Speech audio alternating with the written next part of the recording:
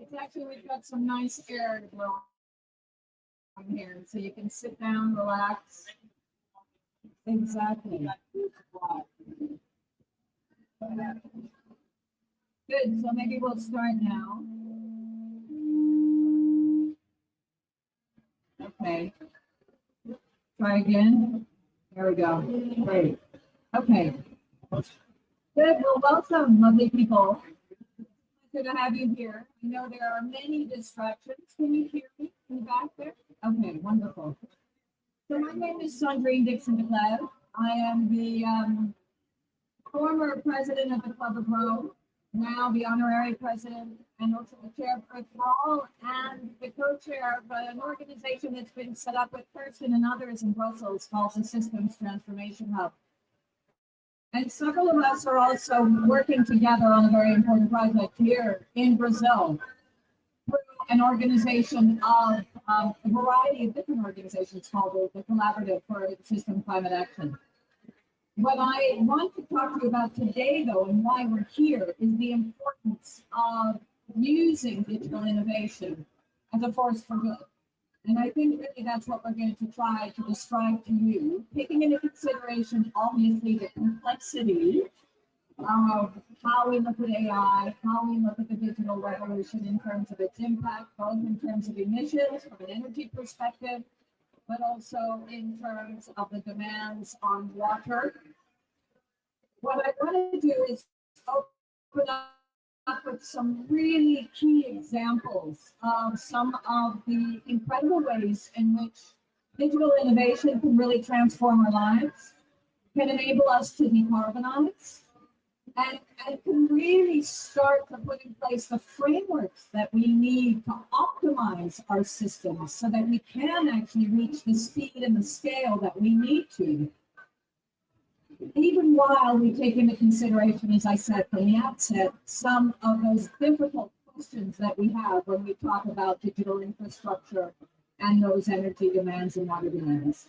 So I'm going to start with Kirsten.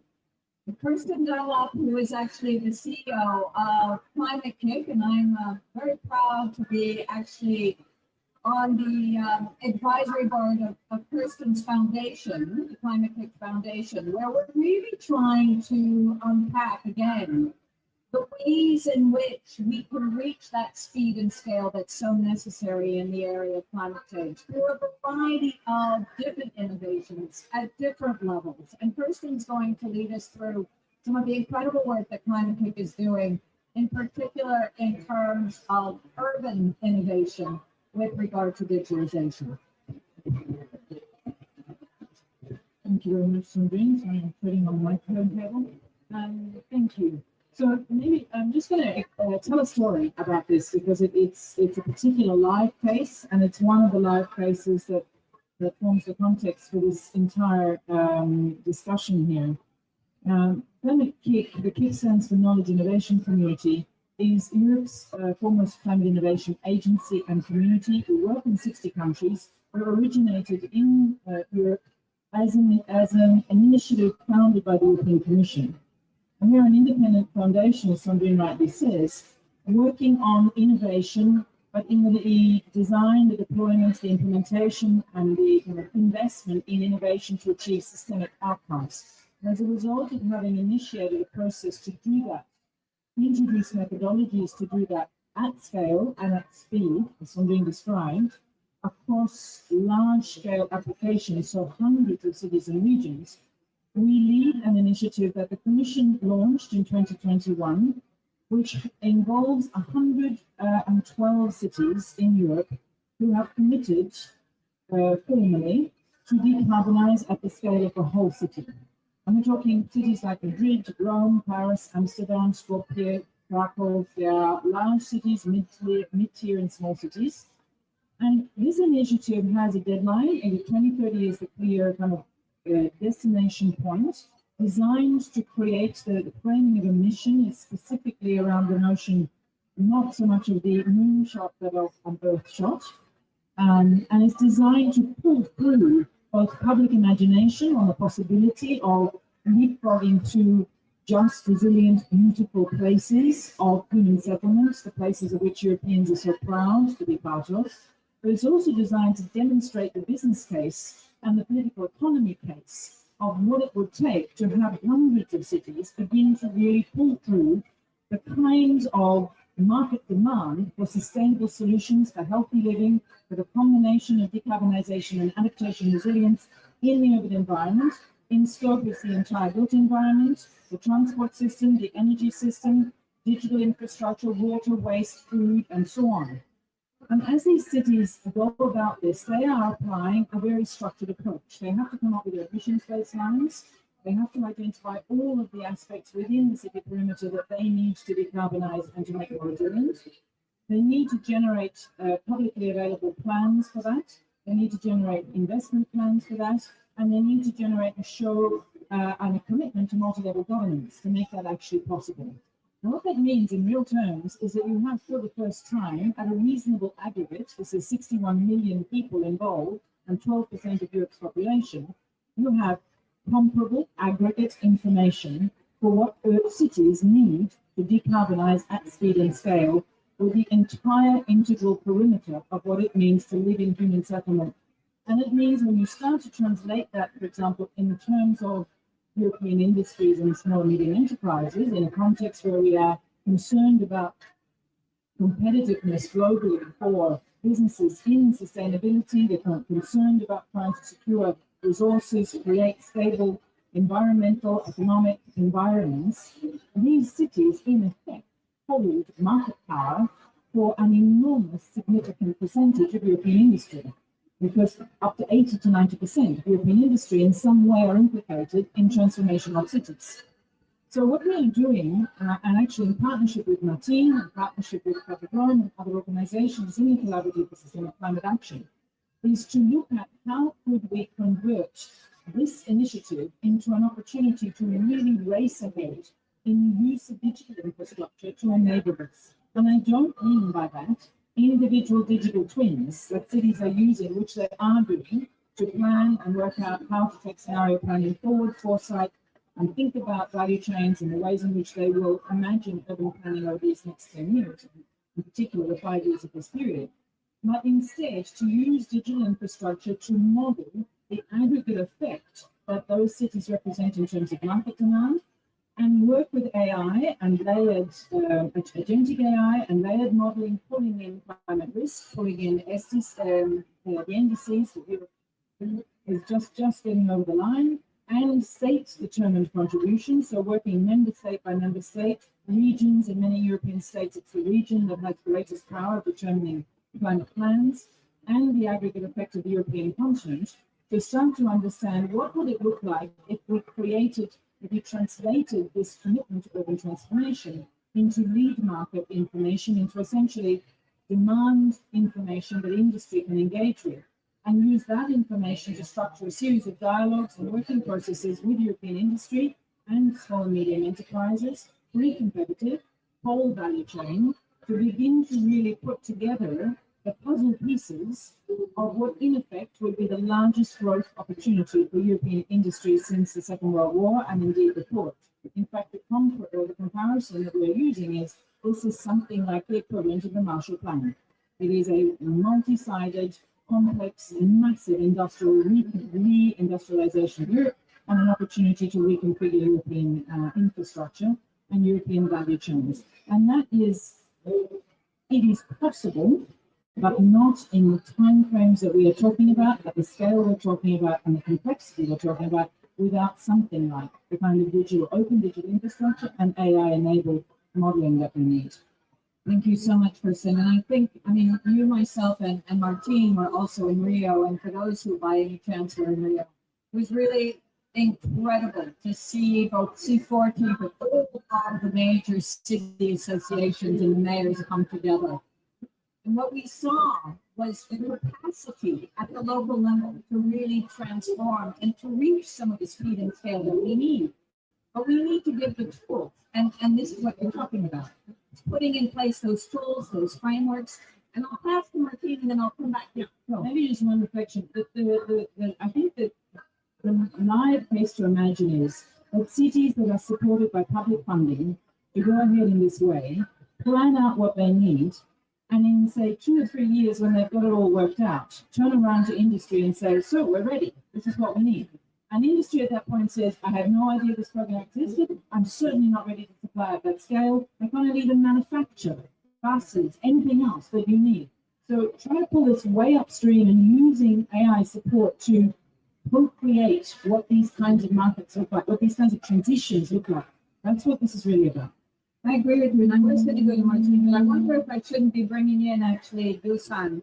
Dusan Connect, who's actually here virtually from Brussels in DG Klima, so that's the Directorate General for Climate in the European Commission. And as we're talking about a program that also has been established by the European Commission as one of our key moonshots, I think it would be lovely to have you come in, Dusan, and also a reflection on the twin transition, because this is also very much what we call the twin transition in European schools. So, Dusan, welcome. Good afternoon. Greetings from Brussels. Do you hear me? Yes, we hear you. It's wonderful. Thank you. Please. Okay. So thanks for having me. It is really inspiring for me to be part of this discussion with such leading voices in digital and local climate action. For us, cities are really extremely important for climate action. They are responsible for more than 70% of global greenhouse gas emissions, but also they suffer already from impacts of climate change, and they have a crucial role in delivering in our collective climate goals. But at the same time, they have really high responsibility. They are asked to do more with less, managing a wide range of responsibilities with limited budgets, time constraints, and also limited capacity. Therefore, the European Commission is fully committed to help cities, to support them, to build capacity, to raise ambition, implement actions, and unlock financing. We have several interconnected initiatives. Kirsten already very well described our Horizon Europe mission on climate neutral and smart cities, but there are several others. I would like to mention Covenant of Mayors. We have it on European level, more than 10,000 cities, and global level, so altogether almost 14,000 cities that are signatories. And this is for us a platform to achieve local climate and energy targets. We have also the European Urban Initiative, which provides funding for innovation, technical assistance, and per learning. Also, we are building Destination F. This is a digital replica of the planet that we are combining their AI with Earth observation data, supercomputing to simulate complex climate and environmental systems.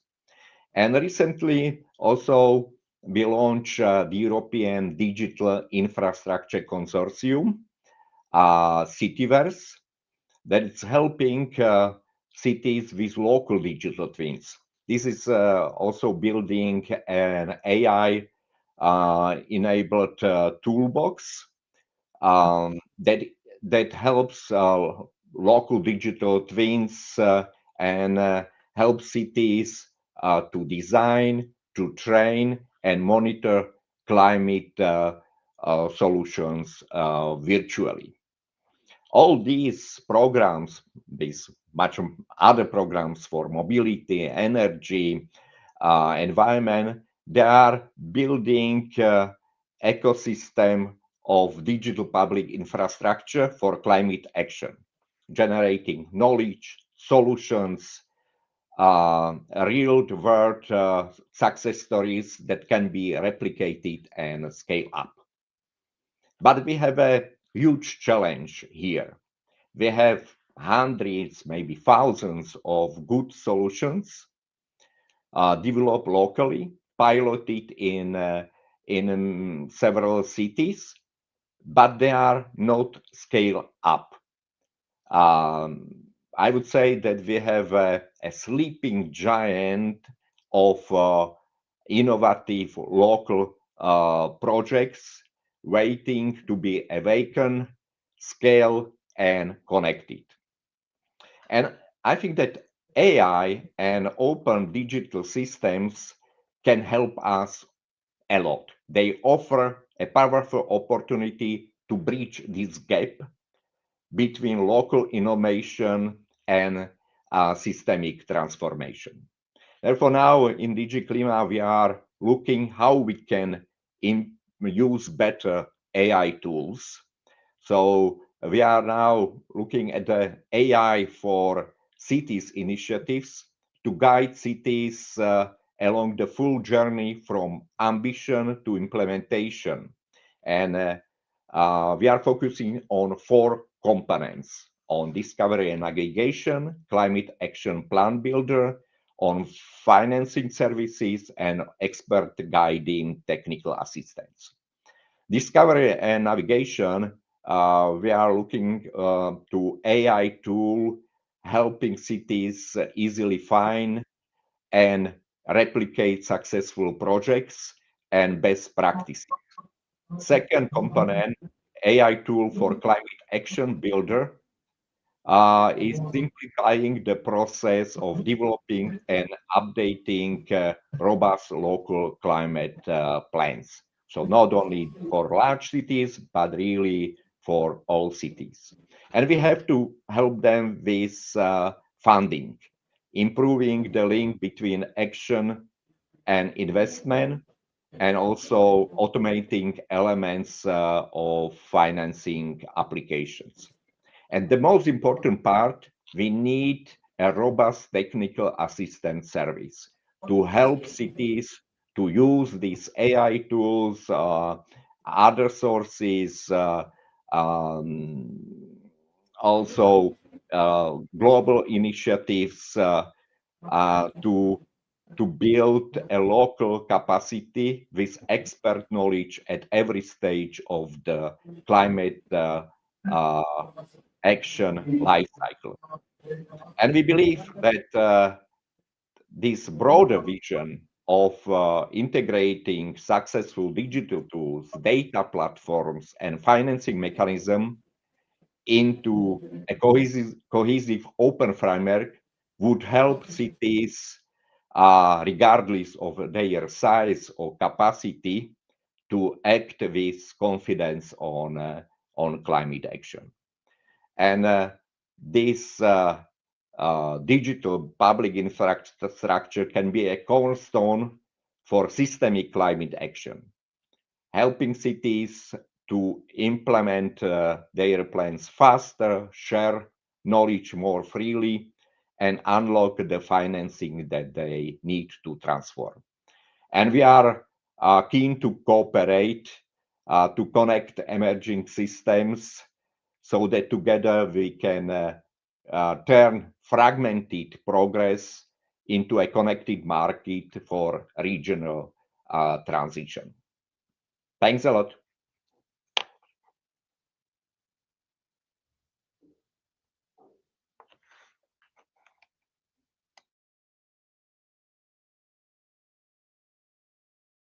Possible, then do let us know, okay? Good. So what I wanted to do is now bridge what Kirsten said, what you have indicated, which has been so important. Also in terms of making sure that we have the right digital public infrastructure, that we have the right finance flows, and that we also have the right skills to use the data and that digital infrastructure once we have it. And this is where Martin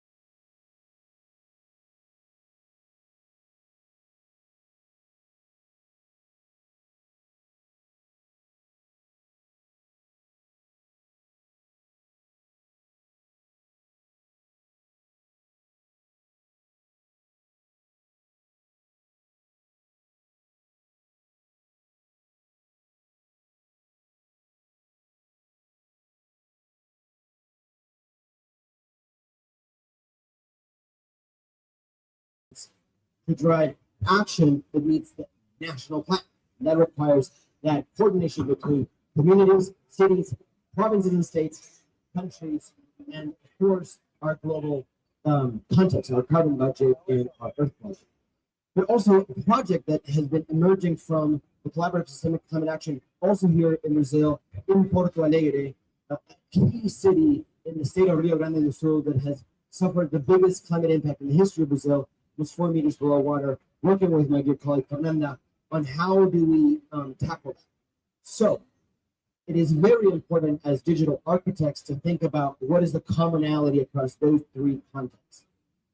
In the context of Europe, first, AI is a function of intelligence, but also the architecture of information, right? So when we architect information, we have to really learn from what have the cities been putting on their plans to create that, teasing apart all that logic that also makes sense with how industries have been seeing the drive and breaks to supply chains and also finance, right?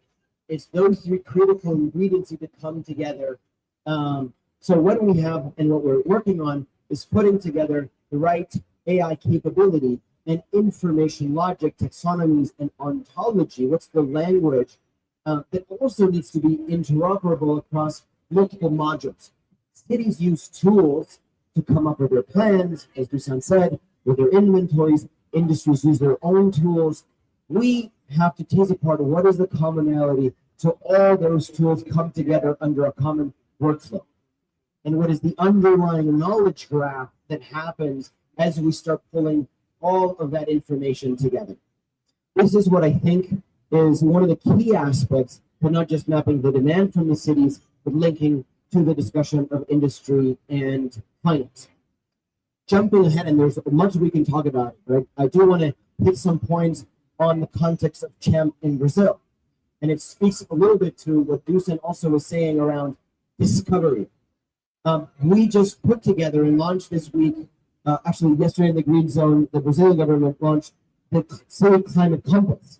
Actually, before I do that, I do want to be aware that Kirsten's leaving us for another panel. This is the multi-solve things that are happening right now. I'm going to pause and see if you want to give us some parting words. Okay. Thank you. We had the challenge to, within a year, compile 5,000, actually 50 cities that are engaged into our program, all their greenhouse gas inventories, all their risk assessments, and identifying the key projects that need to be advanced. We did that with the help of AI, helping agentic work process flows, like discovering the data that's available in Brazil, looking at the data models, and then unifying, harmonizing into the structures of inventory, risk, and projects. Because we did that 2 months ago, the Brazilian government was so excited, and the 50 cities, in collaboration with C40 and GCOM, they said, can we do it for all cities?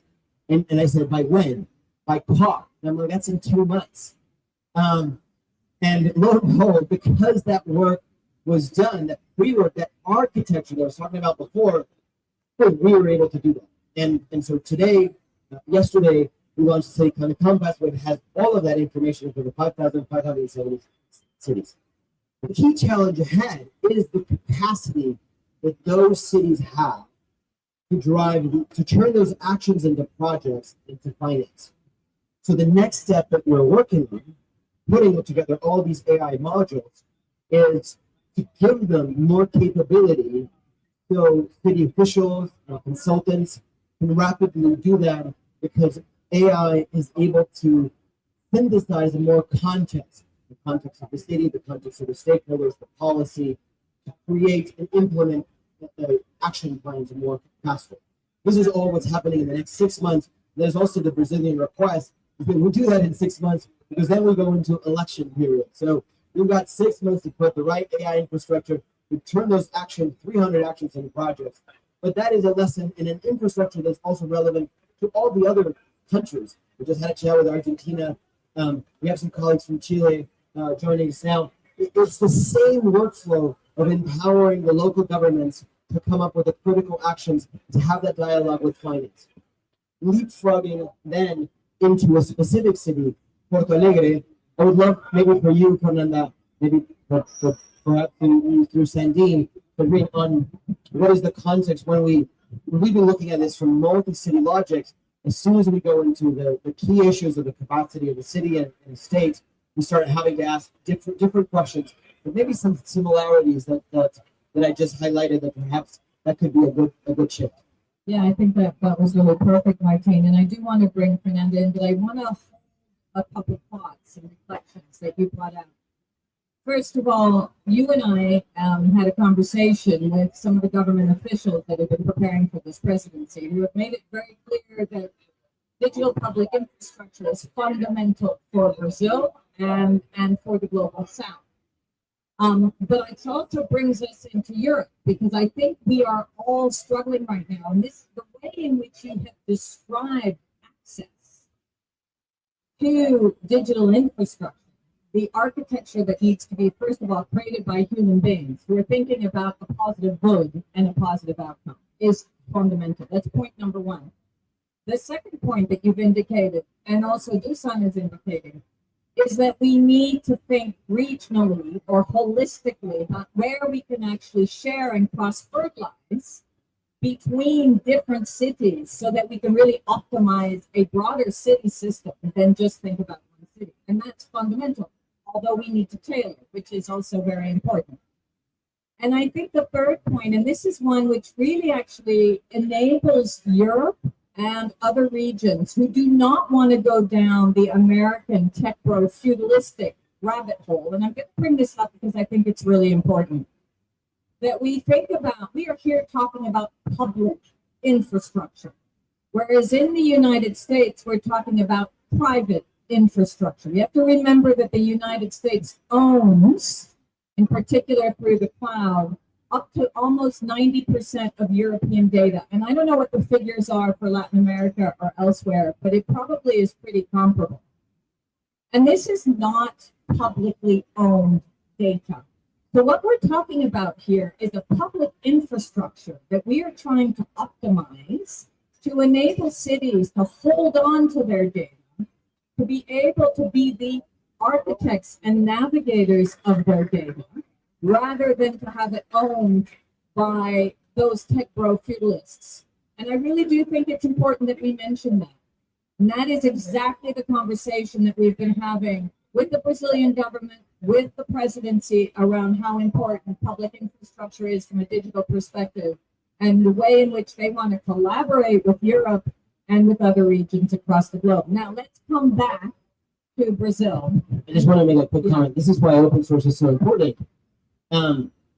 Everything we do is, you can take the code, and if us humans came up with an architecture that you think you do better, please go do it, fork it, improve it. Open source, digital open source is a mechanism of governance. I'm saying it taps into the collective intelligence. What often happens is that we think about business models of intellectual property. The business model is in the market making. Is when we start bringing together, when we create value flow, not in the underlying code. This is what we believe it was stand for. That's just something I wanted to put in. I think that's absolutely fundamental, and it comes back to the whole idea also of a Marshall Plan, whatever we want to call that plan for any other region. But for the European region, if we're going to talk about a Marshall Plan, we need to be the architects of that plan.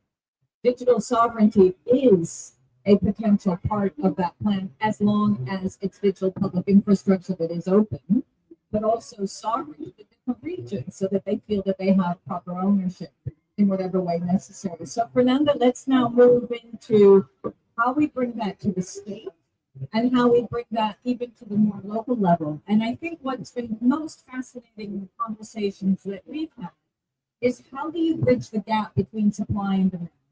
How do you start to bring in capital flows, ensure that you're bringing in the funding to the right projects?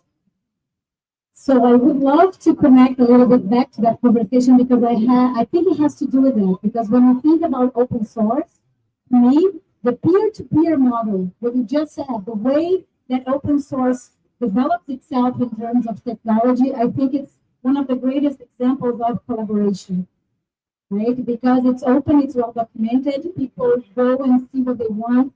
And kind of when we think about the COUGAR project, which is what referring to that I'm gonna try to bring some examples. Spell out COUGAR so people know what COUGAR is, because Oh, it could be yes. an old woman trying to get I'm into gonna be, the I'm gonna be It could very be an honest. animal. I'm gonna be very honest. Well, we are, the top of the lane, so COUGAR, but I need to be honest. I was like reading it back in my mind, so I can remember exactly the correct word. So community-owned urban growth and resilience. So a little bit I of love it. I love it. It's- That's our COUGAR, right? it turns out to be COUGAR, a beautiful acronym. But I think that the idea of this systemic collaborative for climate action was to lend all of these concepts that they have been discussing here. So I am very honored to be in a very high level panel. I am the person on the ground. I'm representing Pixera Global, which is the intermediary organization. We help to build bridges for systemic.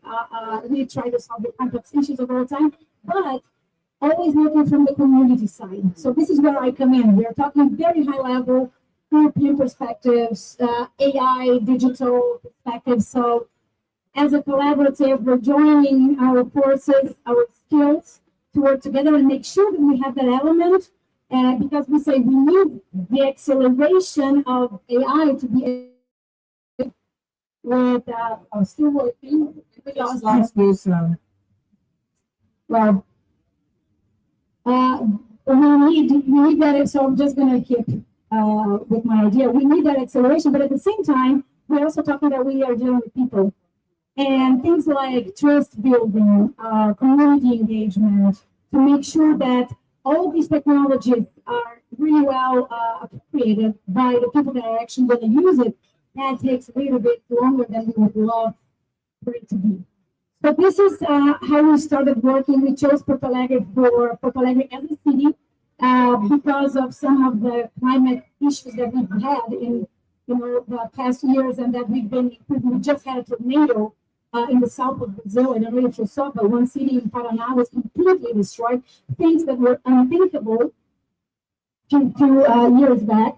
So what we are doing in Porto Alegre is mapping out the stakeholders in the several levels. So we are not only looking at municipality level now, we are also looking at state level, right? So we started with COUGAR. It's our experiment. It's a pilot in which we're going to bring all of these elements together and create that framework. Because we're hearing from this mapping locally that there is a gap between the demand and supply. So we've got funds, we've got development bank funds, we've got private funds. We have $2.6 billion until 2027 to be spent on the reconstruction of the state.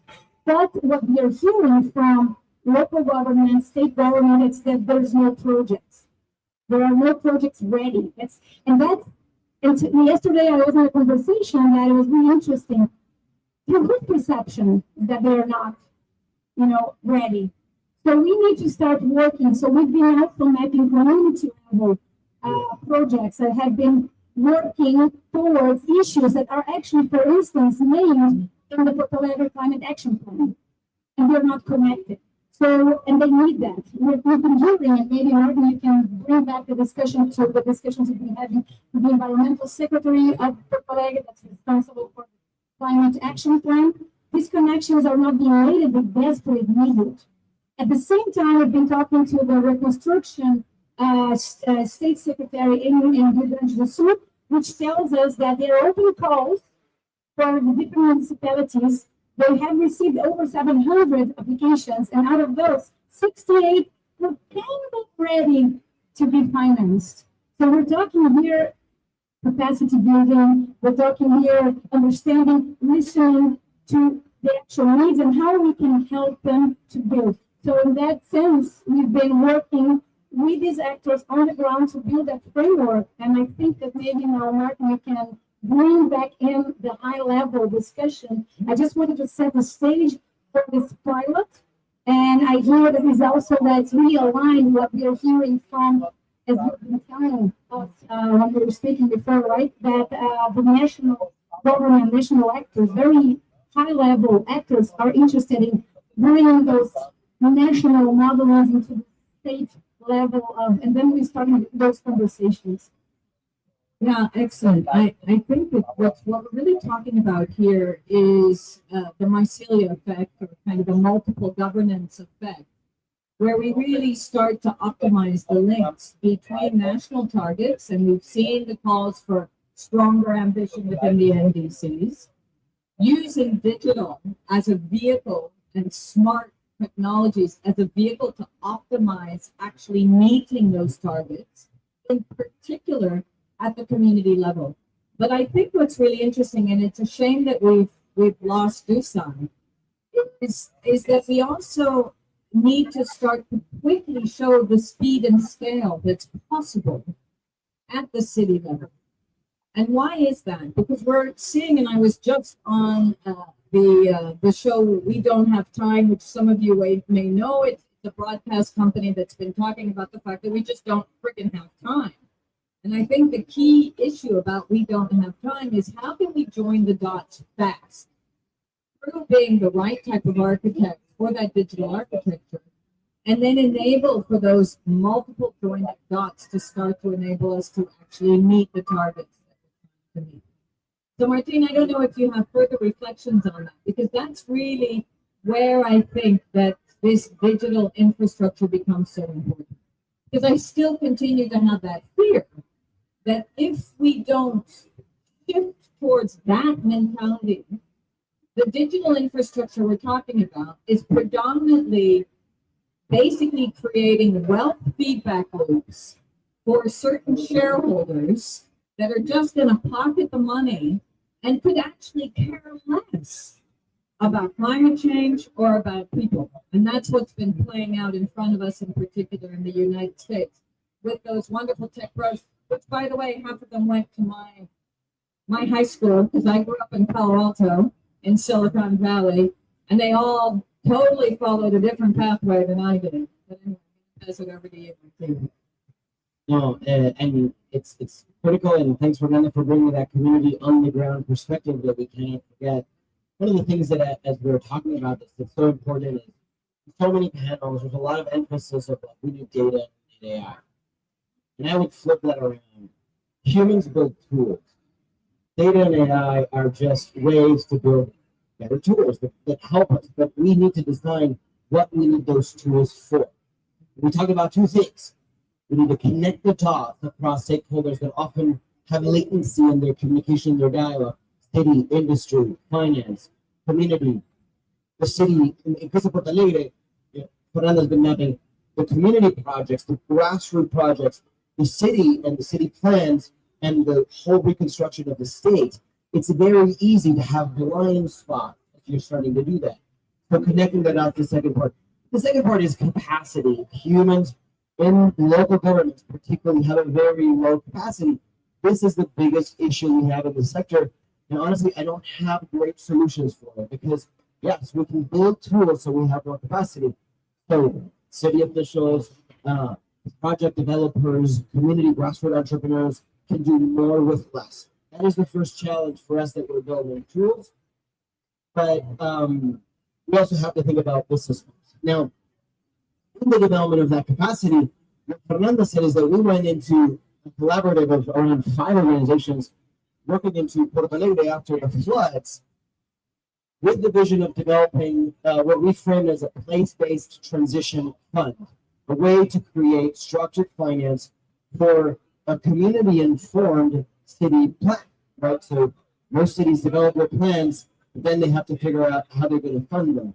And it's both possible because they look at their city budget, they look at their city staff, and they say, well, this is a very ambitious plan with the resources we have. But they need to think in terms of what's the private sector, what is the different finance stakeholders, and what does the local community need and can do. However, one of the most immediate things that has happened as we looked at the $2.6 billion of state funds is, as Fernanda said, from 600 projects, only 38 were deemed viable. Viable by who? Oh, by the funds, by the finance sector, right? Kind of viable, that's what he said. So we have a very short window, 2 years, to deploy $2.6 billion.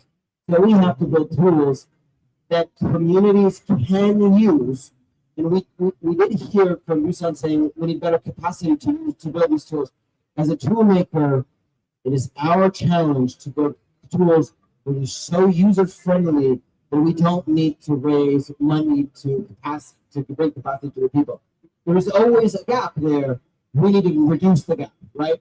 So it's always a challenge of like, how do we build tools that people can just use straight up? So how do we equip those entrepreneurs on the ground to build tools? How do we do them in a way that can meet all the fund requests? So now we're talking about project finance structuration that is community compatible and development finance compatible. Also within the next 6 months, as I said before, the challenge. That is a big challenge. I just want to say, maybe you don't know that, but in my past life, I was a user experience designer. So I try to work with the user side to make sure that, you know, maybe the developers here have heard of the book, Don't Make Me Think. So it's the motto, right? When you're going to develop any software or any, you know, application, you know, that's what you have to do the user. Do not make me think. He needs to know where to go. And the thing is, there are several different users, right? So you need to test and test and test before you start developing something. And how you do that? Listening. That's how you start building tools that are going to be appropriate for a certain context, for other contexts. So I just wanted to add that, and this is what we're doing when we're because the way that the local government is going to look is different from the local communities, but we need to make sure that we start connecting those dots. So when we think about those tools, we need to think about the people that are going to use them, but we need to talk to them before we start building. Thank you for that. I want to bring Dusan back because even though he's not on the screen, he's listening and we can hear him, I think. Hello. We'd love to hear your reflections on what you're hearing. Thanks. Exactly. Can I? Yes. Okay. Thanks a lot. I'm sorry that I was disconnected for a while, but partly I was listening. And what I would like to highlight that at the end, action is local action. So we need really people on the ground to take what. Sorry, now again. Do you hear me?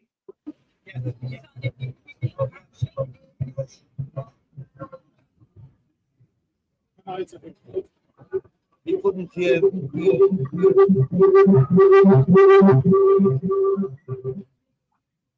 Sorry, I will try to say some words. If not, you can disrupt me and to say to finish. But what I wanted to say that really we need people, and I'm glad that mayors are really supporting climate action. Actually, when there was a survey done by EuroCities, mayors they highlighted climate action as their main priority. So really to adapt to changing climate and to take steps to decarbonize. And we should help them to do it in an easier way. So really also to use the digital tools, AI tools to facilitate action on local level. And I see very many really good initiatives, and we should work together to help cities to implement their actions. So really to go through ambition to action and from action to bankable projects. And I think that we have many tools that could be used, and AI could be a facilitator. So I'm looking forward to work with you.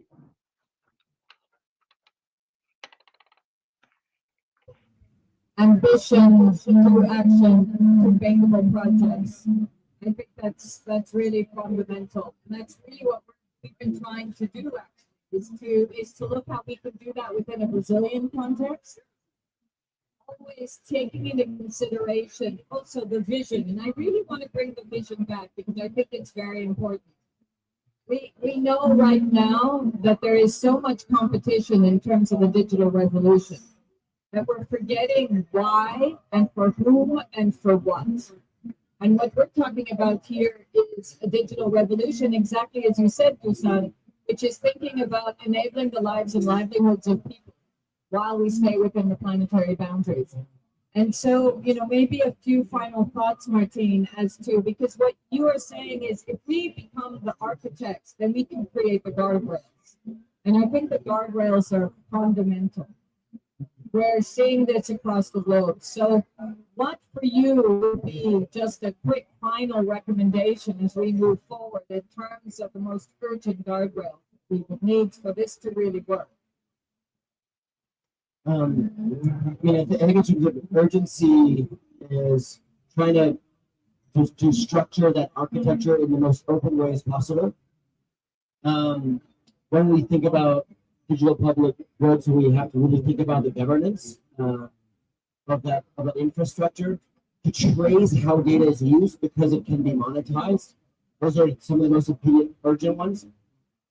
When we look into the future, the age of AI is also moving at a very fast speed, to which we can also say that artificial general intelligence is almost inevitable. It's inevitable because as humans think it's inevitable. So it becomes a self-fulfilling prophecy.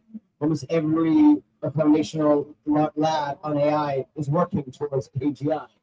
And so I pose that because AGI is inevitable, I also think that when we have an intelligence that's more powerful than we are, it's very likely that we might lose control of it. So when we lose control of very powerful AGI within the next 10 years or 50 years, we want to make sure that it's designed and really has the broader context in mind. So as we are thinking about the architecture of the large AI models, they have to be designed with spatial and livable context. So they have to really understand the concept of a livable planet, of a Gaia, of structure that we are all nested into. So a lot of our core, more edge research is around nested AI. Where we can work on an AI model, but it's inside a bigger AI model, inside a bigger Earth AI. So this is a vision for Earth-centric AI that we put forward in the lead up to the London Climate Action Week. It's critical that we start having those discussions. They're urgent, but they're also in parallel, right? So I do have to put that forward. We want to have equity. We want to understand the complexity of living systems, which is complex adaptive systems, as a core foundational way of how AI thinks and operates. Thank you, Martine, and I could not agree more. It's so fundamental as we move forward. We move in this way. I don't know if there are any questions from the audience, anyone that wants to bring in a reflection, participate in the conversation. Provocations. Yes, please. Provocations. Is there another?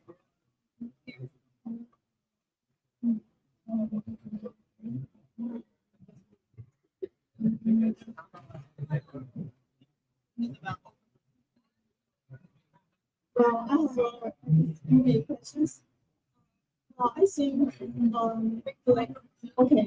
think the urban is valuable because, especially you use a lot of digital infrastructure in the urban area, and in this area, the urban area will get more valuable because we should use a lot of energy, especially the stable energy, to digital infrastructure.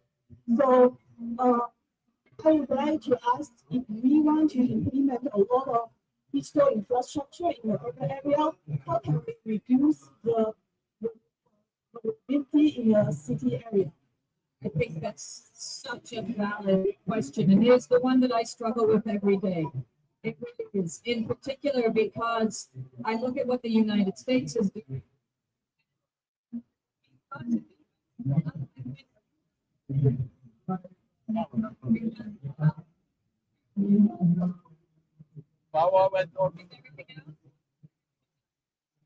everyone hear me? Yeah. So if we look at the pathway that the United States is taking, it is one to backtrack on renewable energy investment, and in particular to honor moving in both ground power and fracking